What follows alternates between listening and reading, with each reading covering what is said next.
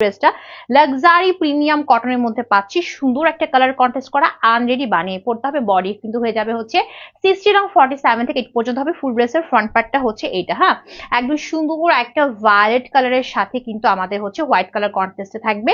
All over থাকছে SD ওয়েতে বাটিকের প্রিন্ট এন্ড কিছু ফ্লাওয়ার ডিজিটাল প্রিন্ট করা আপ টু বটম।